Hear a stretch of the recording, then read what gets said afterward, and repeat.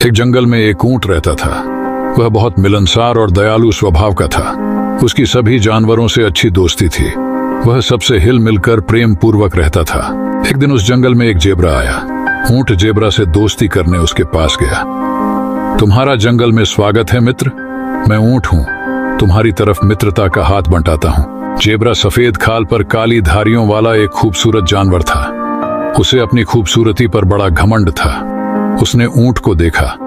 मोटी चमड़ी, लंबी गर्दन, पीठ में कुबड़, आंखों पर बड़ी बड़ी पलकें, भद्दे खुर वाले ऊंट को देखकर जेबरा ने सोचा कि यह कितना बदसूरत है। मुझ जैसे खूबसूरत जानवर का दोस्त भी खूबसूरत होना चाहिए।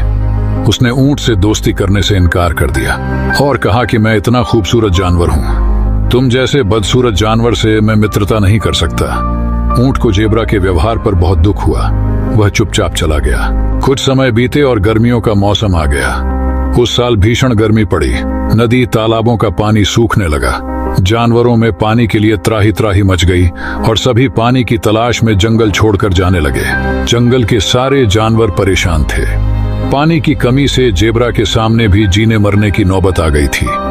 लेकिन वह जब भी ऊंट को देखता, वह उसे बड़ा सामान्य नजर आता। एक दिन उसने ऊंट से पूछा, इतनी भीषण गर्मी में सब पानी को लेकर चिंतित हैं, किंतु तुम चिंतित नजर नहीं आते। ऊंट ने मुस्कुराते हुए उत्तर दिया कि वो इसलिए क्योंकि मैं बदसूरत हूं। जेबरा उसकी बात को समझ नहीं पाया। तब ऊंट ने कहा, मेरी पीठ पर ये कुबड़ देख रहे हो, दिखने में अजीब लगती है, लेकिन इसमें मैं पानी जमा करके रख सकता हूं। इसके कारण मुझे कई दिनों तक पानी की कमी नहीं होती और मैं बड़े आराम से बिना पानी के लंबे समय तक रह सकता हूं। मैं मरुद्यान को भी बड़ी आसानी से सूंघ कर खोज सकता हूँ। चलो तुम्हें वहां ले चलूं, वहां तुम्हें प्यासा नहीं मरना पड़ेगा। जेबरा ऊंट के साथ जाने लगा। कड़ी धूप थी। जेबरा का हाल बेहाल होने लगा। तब ऊंट ने उसे अपने विशाल शरीर की छाव में चलने को कहा। जेबरा को धूप से कुछ राहत मिली। दोनों आगे बढ़े तो एक रेतीला मरुस्थल पड़ा।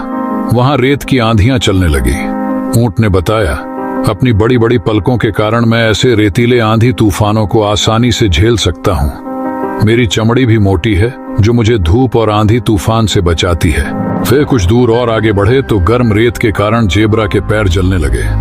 ऊंट को बड़े आराम से गर्म तपती रेत पर चलते हुए देखकर उसने पूछा, तुम गर्म रेत पर कैसे चल पा रहे हो? ऊंट ने कहा, ये लंबे पैर देख रहे हो, ये मुझे गर्म रेत पर चलने में सहायता करते हैं। तुम्हारे पैर जल रहे होंगे, आओ तुम्हें अपनी पीठ पर बिठा लूं। ऊंट ने जेबरा को अपनी पीठ पर बिठा लिया और मरुद्यान की ओर चल पड़ा। वहां पहुंचकर ऊंट ने जेबरा को पीठ से उतारा और कहा, यह जगह पानी से भरपूर है, तुम यहां आराम से रह सकते हो।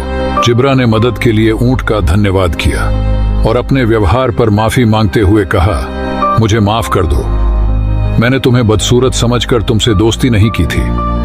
मुझे ये नहीं पता था कि जिन अंगों को मैं बदसूरत समझ रहा था वे तुम्हारी शारीरिक विशेषता है और उसी की बदौलत तुम रेगिस्तान में बड़े आराम से रह पाते हो और तुम रेगिस्तान का राजा कहलाते हो। ऊंट ने जेबरा को माफ कर दिया और दोनों ने उस दिन से अच्छे दोस्त बन गए। दोस्तों, इस कहानी से हमें सीख मिलती है कि खूबसूरती और दिखावे पर न जाएं। कई बार बदसूरत चीजें भी काम की हो सकती हैं। दोस्तों, आशा है कि आपको ऊंट और जेबरा की कहानी पसंद आई होगी। ऐसी ही हिंदी मॉरल स्टोरीज देखने के लिए आप हमारे चैनल को लाइक और सब्सक्राइब कर दीजिए। धन्यवाद।